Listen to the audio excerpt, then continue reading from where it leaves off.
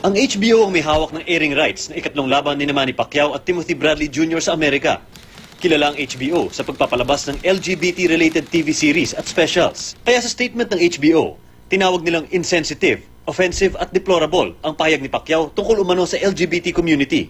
Dagdag ng HBO, bagaman ipapalabas pa rin nila ang Pacquiao-Bradley 3 sa Abril, kailangan lang daw talaga nila magkomento sa mga naging pahayag ni Pacquiao.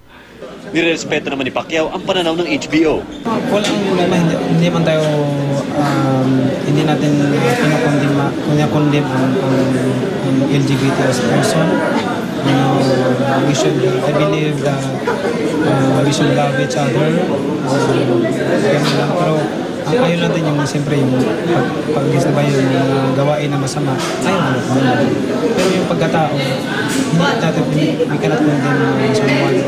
Sa kabila ng mga issue, hindi natitinag ang konsentrasyon ng ating pambansang kamao para makuha ang tamang kondisyon para sa kanyang laban kontra kay Timothy Bradley Jr. Sa Pacman Wildcard Gym, sumabak sa 4 rounds na sparring kontra sa Congolese-Canadian fighter na si Ghislaine Maduma at undefeated American fighter na si Lydell Rhodes. Ramdam na daw ni Pacquiao ang unti-unting paglakas ng katawan, pati na rin ang bilis at timing. Ininda ng husto ni Rhodes ang lakas ng kamao ni Pacquiao at may punto pang nag-groggy siya sa sparring. To me, you know, just a fighter, you know, he seems like he's 100% ready already, you know. It seems like he can fight tomorrow. He did 8 rounds easy today with the other sparring partner, Maduma, and he looked phenomenal. And I felt it, you know, like me, I usually go in on a pressure fighter, but he made me think twice, made me think three times.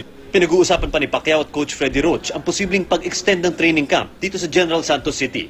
Mula dito sa Gensan, Mark Zambrano nakatutok, 24 oras.